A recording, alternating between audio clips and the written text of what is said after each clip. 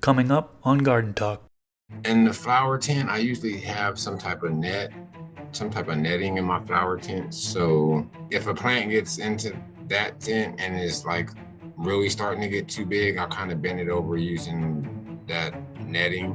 My pot sizes when I'm flowering, they vary from like, I guess the 3 gallon to a 5 gallon, just depending on the strain that's in there. I feel like I'm that grower that's like borderline. I almost break every rule possible or try to come as close to it.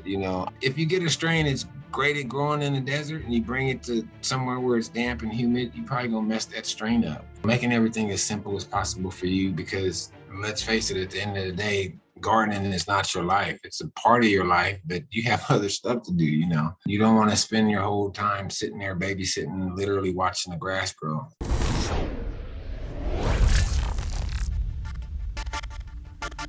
What's up, everybody? If you that don't know me, my name is Chris, aka Mr. Grow It, and you're tuned into the Garden Talk podcast. This is episode number 14. In this episode, I interview Mr. SparkzAlot.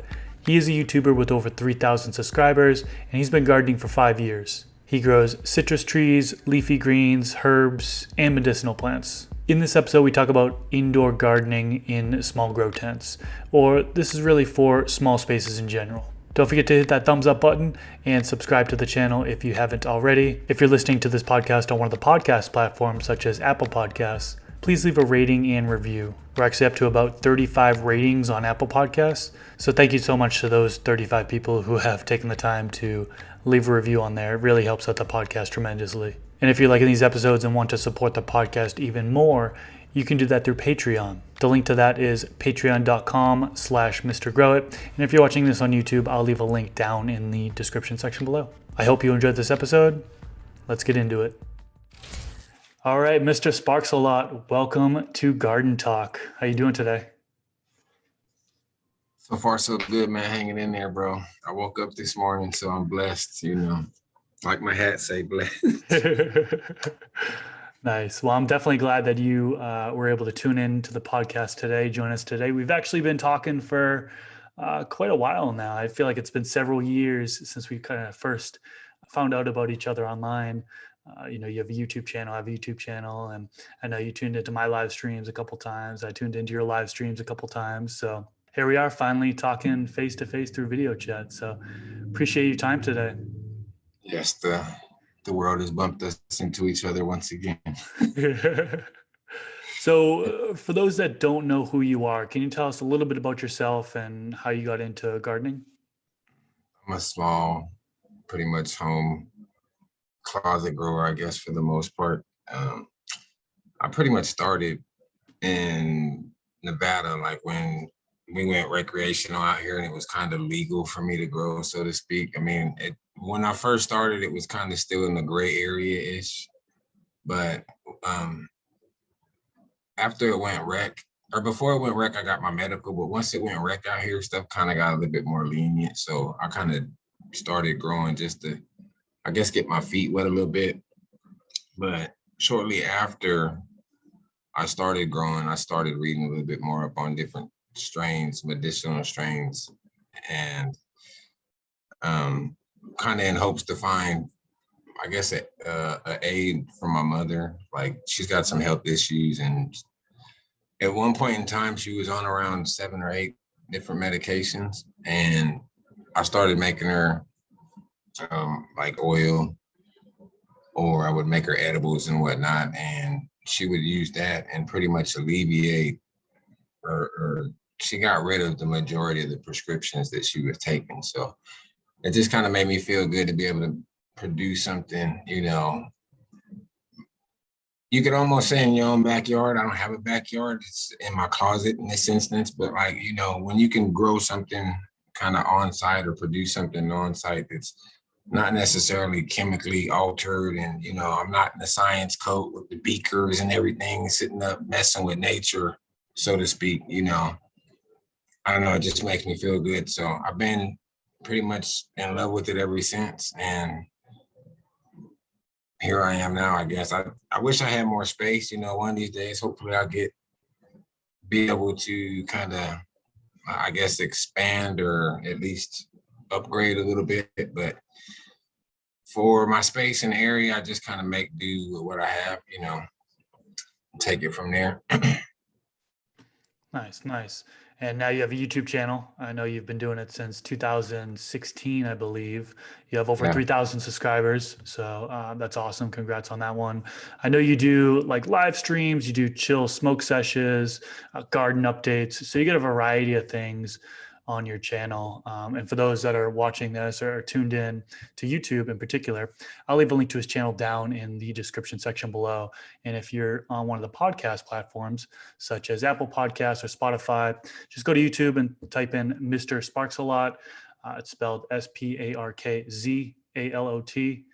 And then you'll be able to find his channel and check out what he has there. So before we get into the nitty gritty on your grow tent setup and growing in small spaces, I really want to first address what you have as your primary goals, right? So everybody has their goals for their grow. If you talked to me 8 to 10 years ago, I would have told you my primary goal was to obtain as high of a yield as possible. That's not everybody's goal, right? I think some people jump to the assumption that everybody's goal is a high yield. That's not really the case for everybody. These days, I'm focused mostly on simplicity, how to make things easier in the garden. And I've also been focusing on efficiency, so reducing that electrical consumption. What would you say your goals are? What are your primary goals for your garden? When I first started off, I was kind of like you. I think I wanted that. I was just pushing for two things. I think I wanted to save myself some money, as far I wouldn't have to go out and buy that bag as much, so to speak, or that. And my main goal was just, I guess, yield, to try to get as much as I could. And over the years, I've kind of strayed away from that for the most part, especially trying to work more with like medicinal strains and trying to kind of zone in on the strain from my mother. It's been more just like quality for me for the most part. Yield, yield is good, but if you have a pound of something that's like, compared to, a half a pound or a quarter pound of something that's A1 or, top notch, I guess it's all up to the person at the end of the day, but overall now, my overall, I guess, expectation out of the garden is just like my quality for the most part, and to make sure everything, kind of just runs smoothly. Fortunately, like I started growing around the LED era, so I didn't have to go through the HPS and the HID and all these extra other lights that, the old school growers went through kind of with them higher electricity bills. And honestly, I haven't like grown with LEDs for the most part. I really haven't seen like a super jump in my electricity bill in general.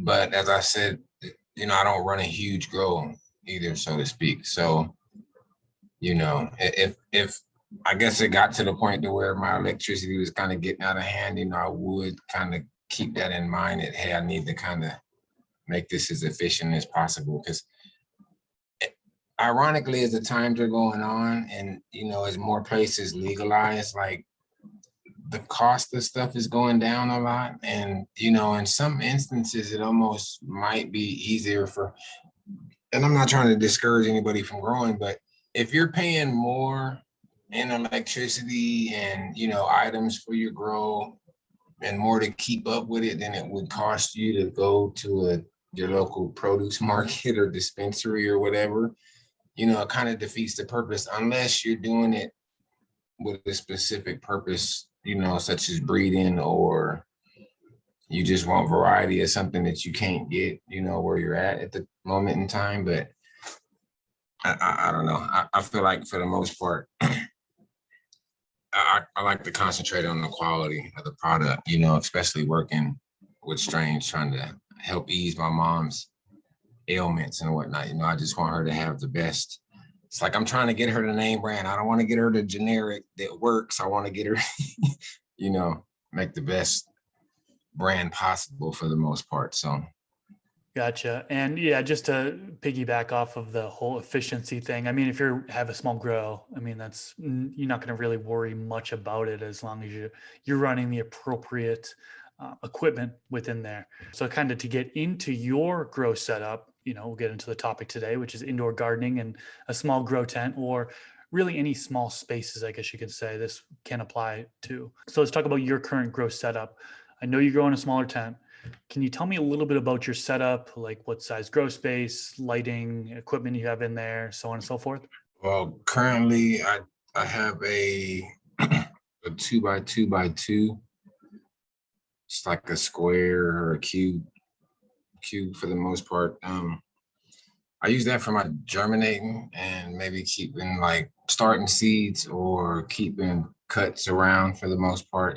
Sometimes I have the problem of overgrowing because of my space being so confined. Like a lot of times, especially some of my keepers, my mom's strain in particular likes to grow. And if I don't keep that thing trimmed, it's just like she'll try to grow out of the tent, and there's not a lot of space in most 2x2s to grow multiple plants. I mean, it's advised to grow like 1 to 2 plants. 2 is kind of pushing it in the 2x2. Like 1 plant will give you probably the best yield as long as you know, kind of scrog it out or make your canopy nice and even as possible.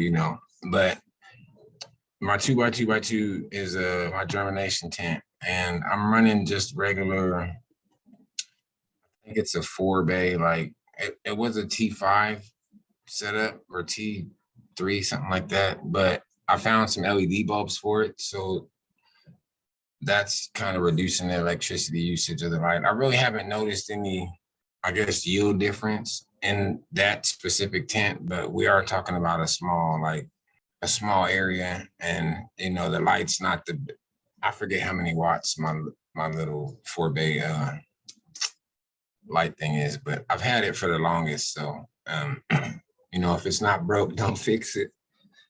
But outside of that, in my closet I have 2x2 by, I think they're not quite 6 feet because I'm taller than the tents. So they might be like 5.5 or 5'9", something like that. And I use one for germinating and one for, I'm not germinating, one for veg, the others for flower. And I just kind of rotate, I attempt to keep a perpetual grow going as much as I can. Every once in a while, something will happen and, I might have to restart or whatever, But for the most part, I try to keep that. There's always something in a germination tent. There's always something in beds. There's always something in flower, But my primary goal is to get it to where like I could harvest once every other month. But it's like I have the schedule and I know what to do. It just never works out for me because it's kind of dependent on the strains themselves and how far along the cuts are and everything. And it's kind of weird. But like I said, I keep something in each one of those. And as far as lighting goes, I've been approached by a few different lighting companies to, review lights and this and that. And I think in the veg tent right now, I'm running the Mars, I want to say TS 600 or something of that nature. And then in my flower tent, and I got the Viper Spectre. So they're probably, if they see that, they're probably gonna be mad. He can't tell the name of our light. I'm sorry, I don't have it written down right now, but I do have videos for them on my channel. So, anytime I get a new light or something, I'll do a unboxing or a review. And if I have a promo code or anything like that, I'll put it all in the description of my video. So I think both of my flower lights are considered 1,000 watt LEDs or whatever. So they're not the highest end, but they're not like the lowest end. So my yields are fairly decent, but then again, I'm not really trying to push that pound of plant envelope. I'm more, like I said earlier, I want the quality. I just want to clarify that when you say 1,000 watts, you're talking about the equivalent Yeah. of 1,000 watt HPS. So really it's around 100 watts is true wattage for some of these lights. Yeah. Some of these Chinese manufacturers, they'll say 1,000 watt in the title, but it actually be 1,000 watt equivalent. So there's Yeah. a lot of controversy behind all that. So, Yeah, there is. but as far as, in a 2 foot by 2 foot grow tent, when you're flowering in there, you mentioned that one plant, sometimes two plants, you think sometimes two plants is pushing it. Now, when you have two plants in there, what size grow pot do you typically use and what type? Do you use the plastic, fabric? Idealistically, I would like to keep one plant in my flower tent, but I can't, like, just because of the fact that I like varieties, and it's a must that I keep at least one of my mom's plants in flower pretty much at all times, so I can kind of keep up with her. That I don't want to call it medicine, but her herbal supplement, so to speak. And then I push the envelope of my 2x2s. Like, depending on pot size, a lot of times I put anywhere from 1 to maybe 4 plants in my 2x2, and I can fit 4 or 5 gallon pots, one in each corner. Is it the best decision? I'm not gonna, I'm not telling you to do this at home, kids. This is just something that works for me, and I know that it could be better if I put that one plant in there. My yield might be a little bit better, but to me, it's just like I said, I'm a stickler for variety. I want to have some flavors. I kind of get tired of using the same thing over and over again. I don't know if they call it burnt out or whatever. I don't know. I like a little bit of variety. That's one of the reasons you go to the beer aisle and it's a million beers right there. Like, if we all just wanted one type of beer in the world, then there would just be one beer, but there's not. There's a variety, and I like variety. So I like to keep a couple different plants in there, but my pot sizes when I'm flowering, they vary from, like, I guess, the 3 gallon to a 5 gallon, just depending on the strain that's in there. Some of my mom's strain's a heavier feeder, so I usually keep that in a 5 gallon.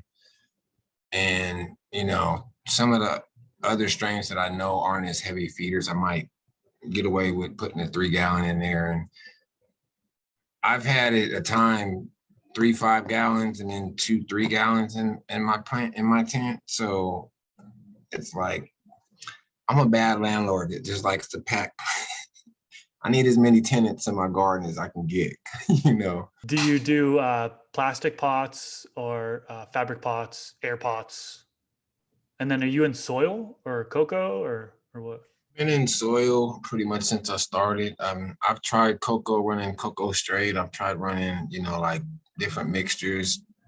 I ran organic, like I made a super soil probably about 2 years ago. I forget the name of the book, but I think his name is The Rev or something like that. Yeah, True Living Organics by the Rev. Yeah, Yep. I picked that book up a while back and made one of the super soils or whatever you want to call it from in there. And in all honesty, I just watered that specific grow, and that was probably some of the best quality that I've ever had. And the batch of soil that I made, like, it kind of cost me a little pretty penny to get that batch together.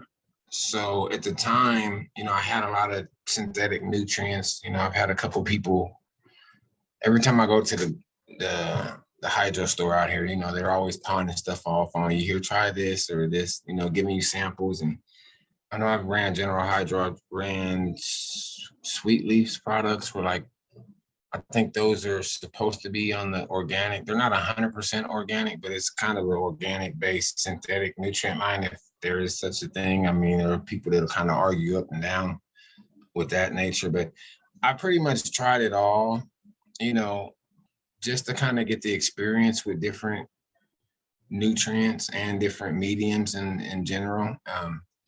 I've always kind of tried to want to do a hydro grow, but unfortunately I'm in an apartment on the second floor and I'm super paranoid about leaks and stuff going downstairs. Like, if I was downstairs, it'd probably be different, but I don't want to go through all that. So until I, either move into a single level area where I could kind of try that out, it's just been pretty much cocoa or some type of Fox Farm soil or local soil from the Home Depot or whatever I can kind of get my hands on. And after a while, I try to recycle as much of my soil as I can as well. Like I try to clean out, any root matter or whatever. And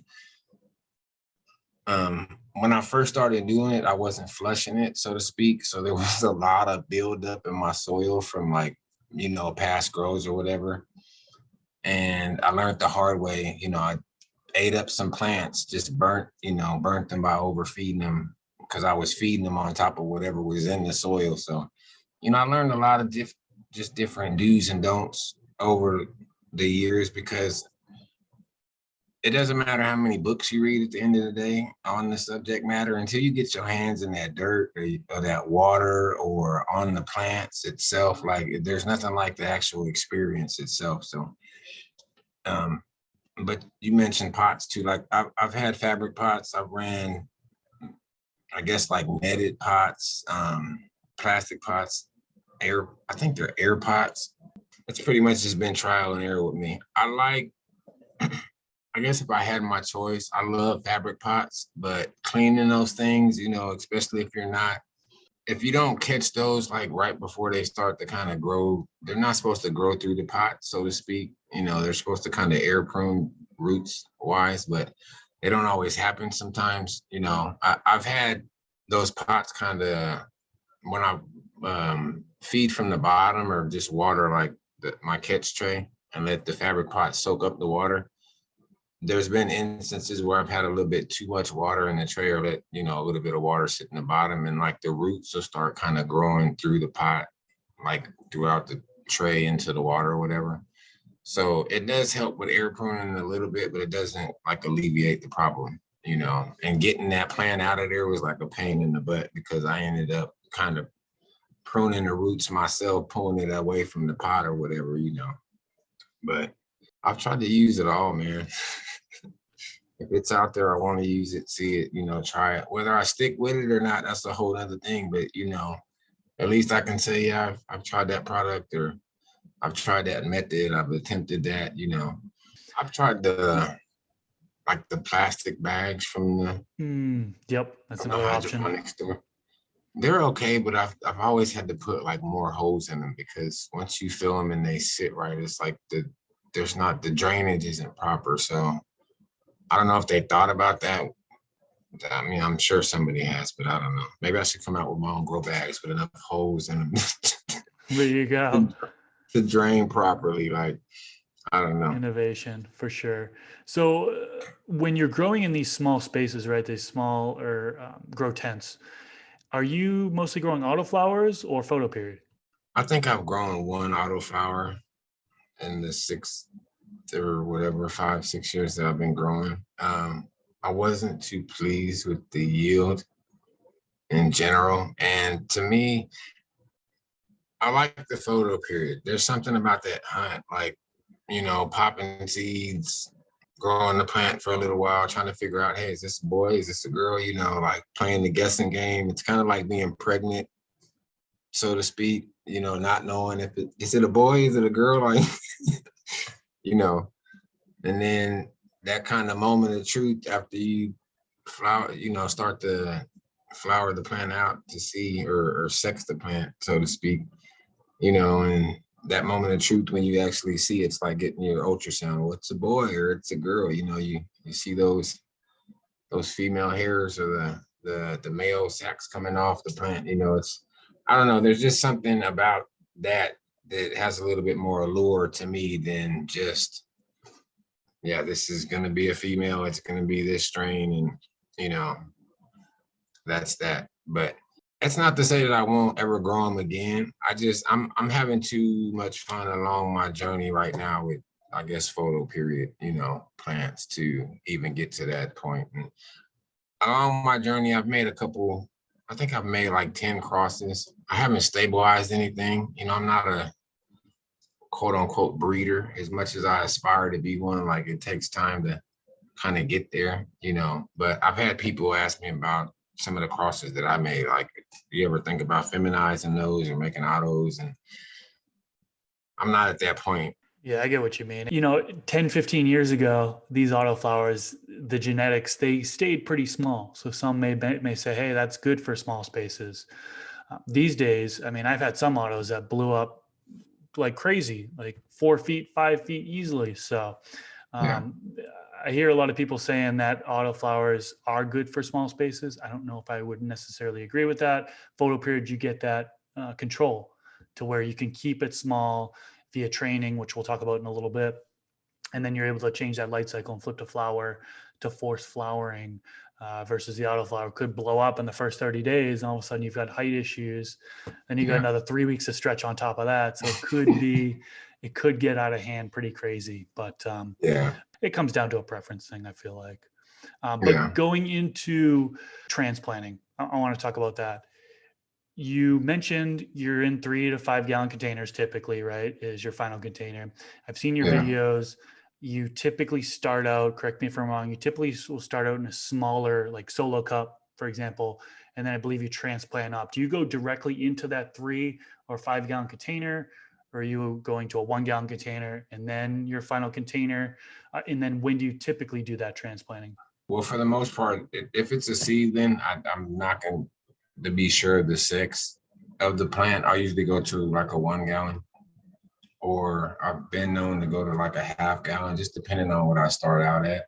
I've started out seeds like in like a clone tray for the most part. Like I fill the clone tray up with, or I guess they might be propagation trays. I don't know what they're called. I'd fill those up with, soil or some type of medium and just put seeds in there. And then kind of, with that being so small, I can go into a solo cup after that, and then maybe like a half gallon and then a 1 gallon or whatever.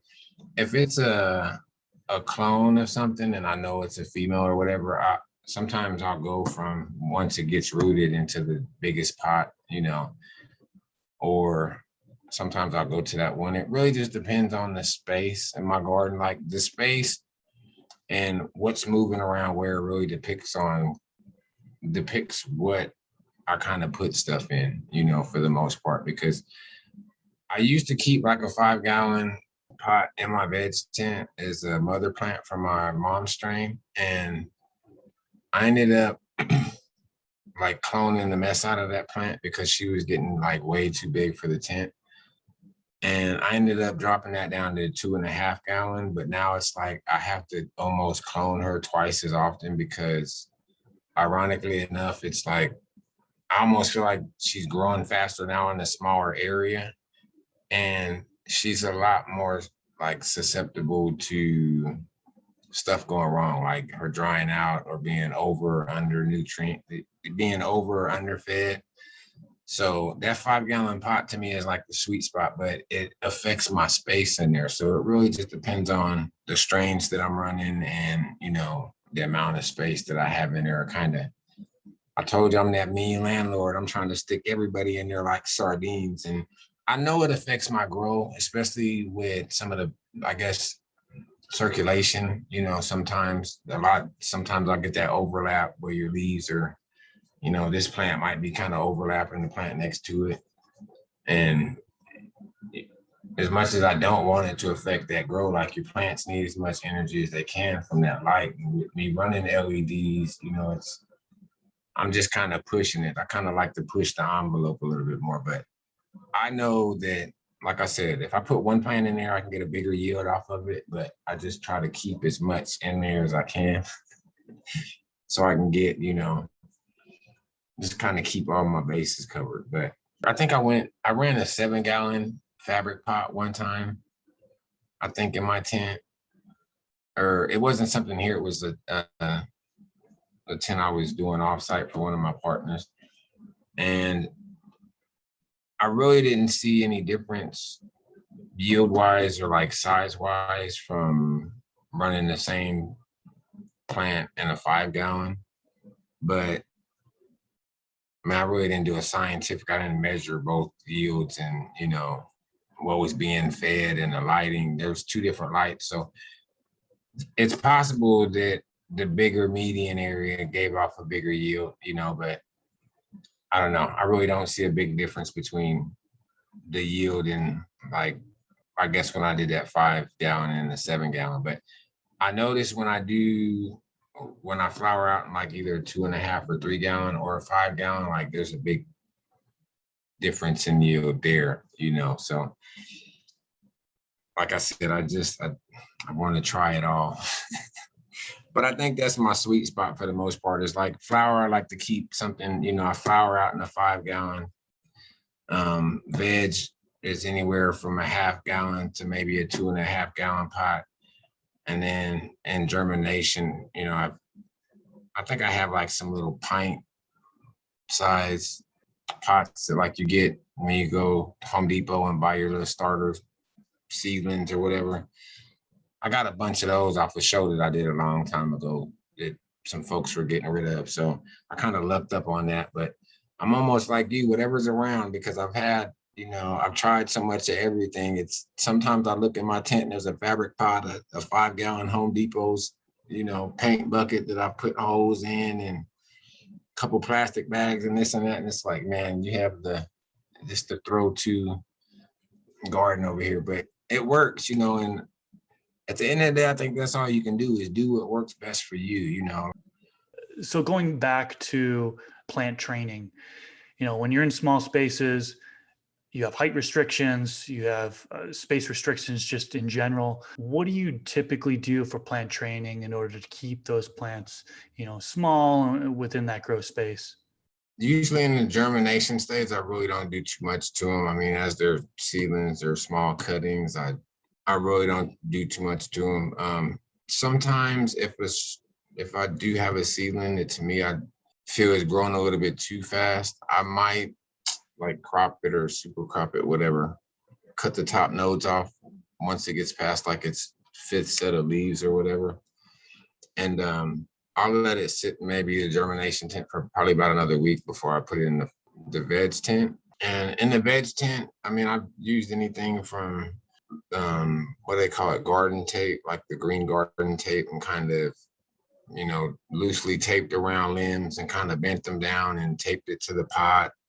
If I'm using a plastic pot in that instance, I've used string in the past to kind of tie, branches down to kind of slow them from growing as high as fast and promoting, I guess, a bushier canopy as well. In the flower tent, I usually have some type of netting in my flower tent. So if a plant gets into that tent and is like really starting to get too big, I'll kind of bend it over using that netting. I also use the netting for kind of spacing and trying to just get every piece of the plant just kind of spread out so it gets that as even as amount of lighting as possible. A lot of times, like when you grow from seed, you have that uniform kind of Christmas tree structure with the plant.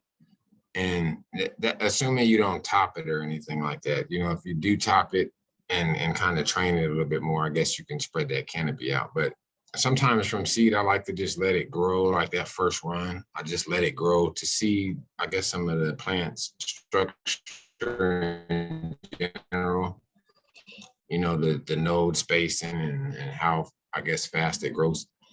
And in that case, the net really comes in handy because I can kind of spread, I guess, the branches and the arms of your plant out. But when you do other training methods as far as, I guess, super cropping and low stress training and whatnot, it just, the netting in there in my flower tent, it helps, I guess, keep everything at bay as well as keep your canopy even, And with some of the strains, I grew a lemon tree strain out not too long ago, and it was like super spindly almost. It wasn't a very, I guess, bulky type of strain. It was kind of dainty, on the dainty side. I don't know if it was just that specific cut or whatever, but in that case, it's almost like I needed the netting to kind of hold the plant up once it got so big, because the branches were like smaller than my pinky, just small branches, super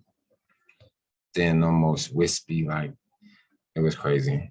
The flower was decent, but the plant structure and everything, to me, it just wasn't something that I would keep, in my garden for the most part, especially if I was to try to take it outside. I think that thing would probably fly away. It looked like a tumbleweed, crossing the road or something out here. I hear you. And what you said about the topping and then low stress training from there, that's what I typically do now, especially when I'm trying to stay in a smaller area. I've tried so many different training methods over the years, just about everything, topping, fimming, super cropping, so on and so forth. But, when I'm trying to keep it small in small spaces, I will do that topping. Typically, I'll let it grow up to like the fifth node, the third node, fourth node, fifth node. Then I'll top the plant. Sometimes, depending on growth, if it has real long internodes, I'll take it from the fifth node, top it down to the third node. You know what I mean? So I will remove some of that growth. Then from there, I'll allow it to grow and I'll bend down those branches to make sure keep it small, even canopy, like you mentioned. I like how you mentioned the netting in there as well. That definitely would help in a small space, bending those branches down in the netting. And then super cropping. What I personally like to do is, even when using the netting, sometimes some shoots will grow up taller than others. So I'll super crop in. And that's usually when I'm in that stretch period, right? So I flipped a flower. Now things are growing up in the netting, some growing more than the others. So within the first like 2 weeks or so, 3 weeks or so, I'll do some super cropping. That's typically what I'll do in smaller spaces in order to try to, keep things small. All right, let's get into nutrients. Let's get into water. What do you typically use for base nutrients? And then what type of water do you use? Do you use filtered water, tap water, well water, distilled water? That's another thing I could say I've almost tried it all. I started out with tap water from my sink, like as a novice, a complete novice from back in the day. I was just running tap water. I was one of those guys, oh, you just need to water it. And then I had to sit down and kind of learn this trade, via YouTube and books and other social media platforms and a couple friends or whatnot. But a lot of it was trial and error, just kind of doing it, getting your hands in that dirt, so to speak. And well, from tap water, I bought a pH pen and a TDS meter or whatever. And I think the first time I took the readings on like my local tap water or whatever, I want to say my tap water came out at like 420, 410 parts per million or something like that. I couldn't tell you what the pH was on it, at the time or whatever. But once I figured that out, I went and I got I bought a RO filter off Amazon, and I was running that for a while, so I could get that 0 parts per million neutral water in order to add my synthetic ingredients. Because when I first started off, I was overfeeding my plants and I didn't know it. Like when I started, I was using General Hydro, and they have like a feeding chart that you can download offline. It might be on some of their products as well, but I ended up downloading it offline. And being new, I kind of wanted to get the best, I wanted the best, so to speak. And the guy at the hydroponic store, saw him a young guppy fish and reeled me in. And I ended up buying like the advanced nutrients products, which is like, and chart, like in the top of each week, it gives you like a ppm number of, once you mix the ingredient, the nutrients, like your ppm should be around whatever level, like 800 or 400 or whatever. And when I was starting off with 420 tap water and then adding however, many parts per million, depending on what week it was, like I would always be at least at 420 parts per million over. So I was way overfeeding my plants in the beginning, and then I got the RO filter. But after using that for probably, I don't know, I want to say I used that about a year. And then one of my buddies that pointed out to me, was like, man, you ever, notice how much water that thing wastes? And I didn't. And I ended up hooking the runoff, of the RO filter well, I didn't hook it up in anything. There's a hose that comes off, but I ended up draining that into like a container, and I kept like measuring that out to every gallon of water that I had. If I'm not mistaken, my RO filter was wasting, it was either 3 or 4 gallons of water in order for me to get 1 gallon of, zero water or neutral water for the matter. And to me, it's like when you're paying for 4 gallons or 3 gallons for that matter to get 1 gallon of, purified water, I kind of stopped using that. Then I went into buying like purified water from local places, going to fill up a 5 gallon jug here and there or whenever I needed water. And then after that, I started using tap water again, but instead of doing a full feeding of whatever nutrients that I'm using, I usually like cut that in either a half or like a quarter. And that kind of offsets that whatever parts per million or what's in my water.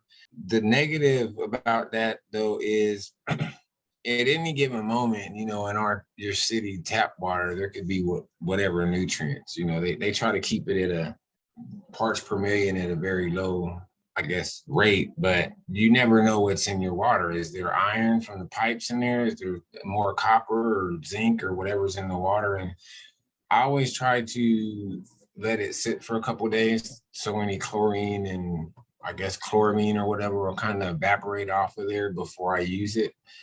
And I've been having fairly decent luck doing it that way, but I'd like to go back to doing the RO water if I could find a better RO filter. But even at the end of the day, I mean, I think I've looked on Amazon and they've got up to like the 1-to-1 ratios, but there's something about wasting a gallon of water to get a good gallon of water. To me, at the end of the day, it just doesn't seem right, Yeah, 3 gallons to 1 gallon. 1 gallon to 3 gallons is about right for the RO water now. I'm in the Yeah, same boat as you as far as the waste. I actually had a podcast with somebody else, Doggo the Hut. Not sure if you know who he is, but he had mentions that he takes his the drain line and he'll actually use it on his outdoor plants. So he's not yeah, wasting that additional water, which I thought was pretty cool. And that's something I'm yeah, transitioning on to. But yeah, as far as you don't know what's in your water, the chlorine letting it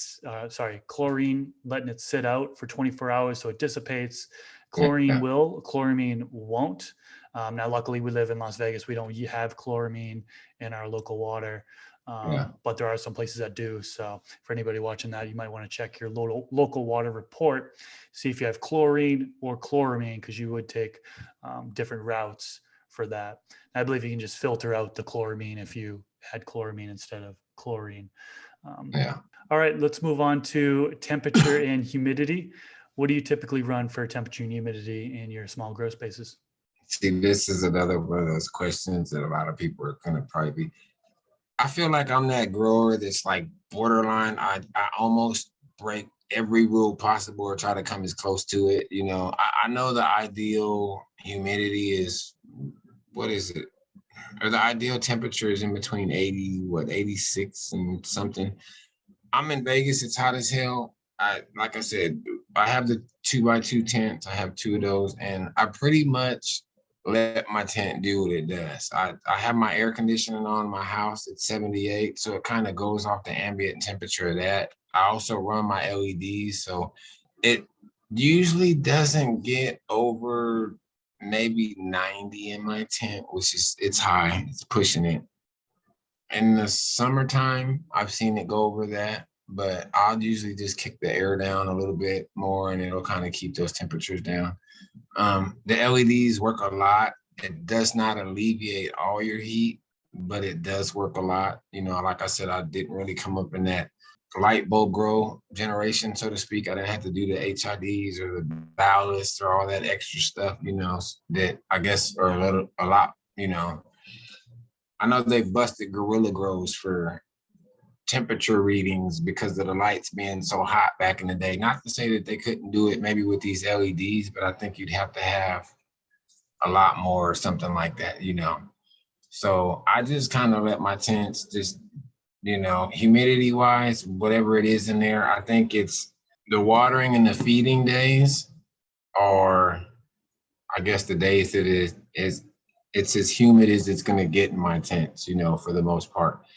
And my thermometer it always reads like low humidity, and I have a humidifier in the box sitting in my closet. I bought it one day. I'm like, you know what? I'm going to fix my humidity issue. Then I got home and I'm looking at both my tents and I'm like, one humidifier, two tents. Like, I was trying to think of a way I could like rig something up to it and port it to both tents. And then I'm like, you know what? No, maybe I'll go buy another one and put it in there.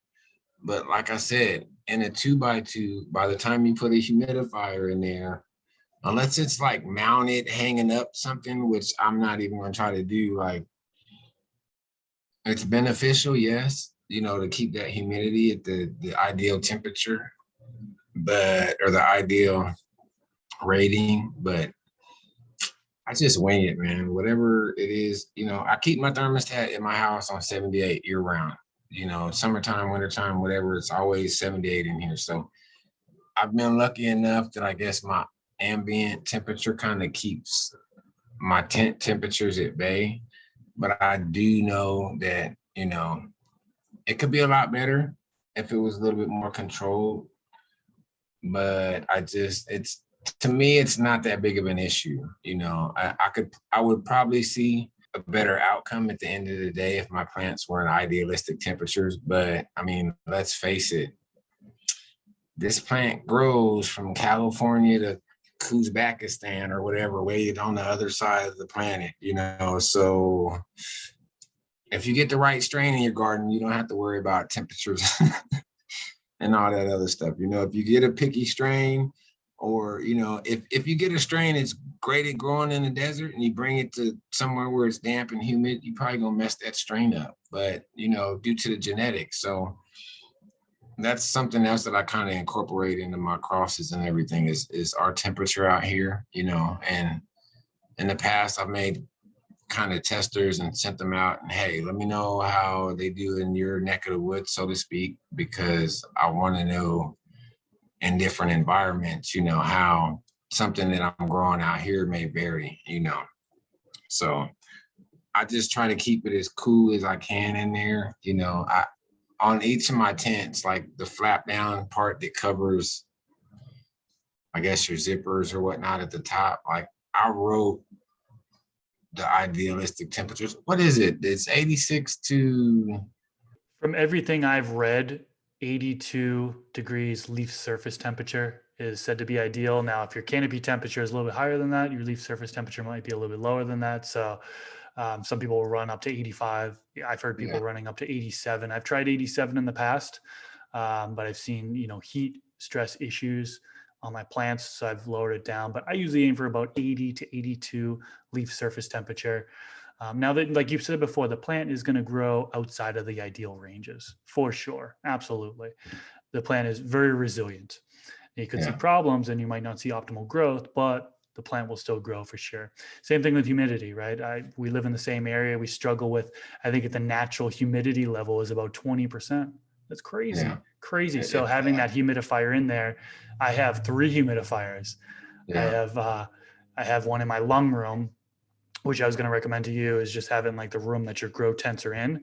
Maybe just control that at the ideal humidity. So that way, when you're exhausting out, you're bringing in that ideal humidity level. That might work because yeah. you're stuck with space constraints, not being able Well, to put that humidifier in those small grow tents. But typically for once I, humidity, I'll have like a higher humidity when the plant is, in the seedling stage, vegetation stage, 65 to 85, maybe when it's super young. Then I'll slowly reduce it. And then flowering, 40, 50%, 40 to 60% is a general range. Now that kind of goes against VPD. That's the optimal range is VPD. But yeah, again, the plant is going to grow outside of those ideal ranges for sure. yeah, it's kind of funny. Idealistically, I would like to have all my tents in one room, but just I'm in a 2 bedroom kind of like roommate style apartment, and everything is cramped in my room, and it's temperature wise, you can tell like the difference between the living room and my room. It's like it's almost like walking out into the sun from the shade, but it's not that drastic of a of a change. It's like, if it's 90 degrees outside and you're under some shade, it doesn't feel like 90. It might feel like that 85 or lower 80 or whatever. But if you're in the sun, yeah, it's gonna feel like that 90, and my room it's always kind of pushing that temperature, that high temperature of the house, because of the fact that the tents are in here, the lights are on, and I try to keep the majority of the stuff running at night just to kind of keep it cooler in here, and just, I guess, kind of find a median zone for my temperature in general. Because if I ran these lights in the daytime, oh my gosh, it'd probably be ridiculously, my power bill would probably jump up a lot more due just to my electricity, as far as my air conditioning consuming a lot more to keep it cooler in here. But anybody that's been in my room ever, they're always like, why is it so hot in here? I'm like, in the first place, we live in a desert, so it's not hot in here. You think it's hot? Go outside. I aim to get into everything in the one room sooner or later, if I can get a 3-bedroom. But yeah, I like to get a house, and I got grow stuff all throughout my apartment, kind of scattered. There's old stuff in a bin over here, and my master bathroom kind of has the majority of my nutrients and some spare pots and whatever. And I would love to get everything in one room and just kind of concentrate on that one specific area. And you should see me sometimes. I'm transplanting. I got to go in this room to get a pot, and over here to get, some great white or some type of root and inoculant or something, and it's just like, man, if everything was in one spot, I wouldn't have to do all this. But that's my goal sooner or later, is just to get everything in one spot. Either that, or my child's going to have to hurry up and turn 18 so I can kick her out and take her. Give me your room. No, I'm just playing. I'm not kicking her out. She's probably going to be the one to take care of my old self when I turn however old and can't do it no more. I could see it now. Yeah, it would definitely be easier to have everything all in one area. So, all right. So that being said, we went over a decent amount of stuff in this video. Everything you can think about in regards to growing in small spaces. What advice would you have for somebody who's new to growing in small spaces? Research. Do your research. Unless you're Daddy Warbucks and you got money to blow, wasting on trying to do everything, gardening in general can be the most simplistic thing in the world, or it can be the most complicated. It's just kind of what you make out of it. You got some guys out there that is, I know you mentioned you're trying to get down to simplicity and efficiency, and making everything as simple as possible for you, because let's face it, at the end of the day, gardening is not your life. It's a part of your life, but you have other stuff to do. You don't want to spend your whole time sitting there babysitting, literally watching the grass grow, so just do as much research as you can. Figure out what style, if any, that you kind of want to hone in on, because there's a lot of grow styles out there, and some style might be better for you in your environment or your atmosphere. So just do some research. I mean, YouTube is, as long as you have internet, YouTube helped me out a lot. People like Mr. Grow It, and oh my gosh, I'm having brain farts right now. Everybody that I learned from is probably like, this guy. There's a large community on YouTube. I've kind of started seeking out a little bit more knowledge as far as the gardening community in general, because last year I bought a 2x4 by like 5.5 tent, and I started indoor gardening. So I'm trying to alleviate like some of the fruits and vegetables, or at least the vegetables that I buy, the tomatoes and lettuce that I'm always at the store getting, because their shelf life isn't all that, long for the most part. So if I can eliminate that cost and grow it myself here, I could always have stuff for salads and herbs and spices or whatnot around. And that's kind of let me branch out my gardening. If you can grow your own fruits and vegetables or a little bit of subsistence for yourself, that's one less thing you got to worry about, if the S ever hits the fan at the end of the day. So I think that's really good advice for sure. Okay, so wrapping things up, how can the listeners find you and what do you have upcoming in the future? I'm on just about every social platform, some more than others.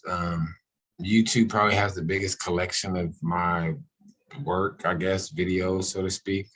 Instagram, I have, I guess, of course, photos on there, short videos. Facebook, I'm on just about anything. If you Google my name, Mr. SparkzAlot, all lowercase, either with the @ or without it, I'm pretty sure it'll pull up just about anything that I'm on social media wise. Like I said, I have an account for just about everything, Twitter and Snapchat and this and that. And I can't keep up with them. I'm getting old, bro. But just at Mr. SparkzAlot. I also have a website. I believe it's www.irecreations.com.